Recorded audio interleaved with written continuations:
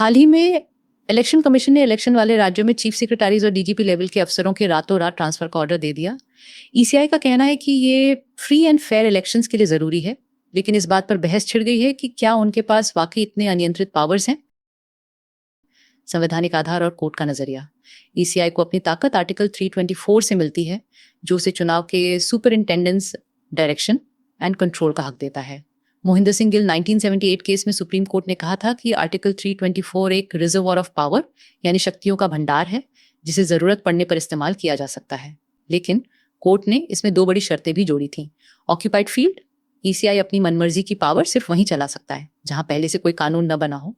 वो संसद या विधानसभा के बनाए कानूनों को तोड़ नहीं सकता। रूल ऑफ लॉ, कमीशन को कानून के दायरे में रहकर काम करना होगा, अपनी नीयत साफ रखनी होगी और वो मनमर्जी से फैसले नहीं ले सकता।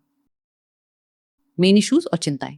कानूनी सपोर्ट की कमी। न तो रिप्रेजेंटेशन ऑफ पीपल एक्ट में और न ही ऑल इंडिया सर्विसेज एक्ट में कहीं ऐसा लिखा है कि ईसीआई राज्य सरकार को बिना बताए टॉप अफसरों को हटा सकता है। इन ऑफिसर्स पर एडमिनिस्ट्रेटिव कंट्रोल असल में राज्य सरकारों का ही होता है। एडमिनिस्ट्रेशन का ठप होना।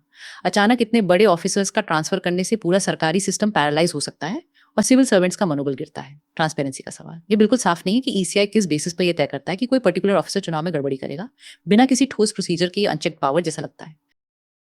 कंक्लूजन, इसमें कोई शक नहीं कि फेयर इलेक्शन के लिए ईसीआई की इंडिपेंडेंस जरूरी है, लेकिन वो कोई इंपीरियम इन इंपीरियो यानी देश के अंदर अपना अलग देश नहीं है। सुप्रीम कोर्ट के शब्दों में ईसीआई को भी फेयरनेस और कानून का पालन करना होगा।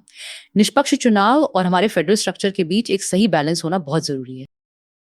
अगर इस वीडियो ने आपको इस मुश्किल एडिटोरियल को समझने में मदद की है तो इसे अपने साथी एस्पिरेंट्स के साथ शेयर करें जिन्हें आप लबासना में देखना चाहते हैं।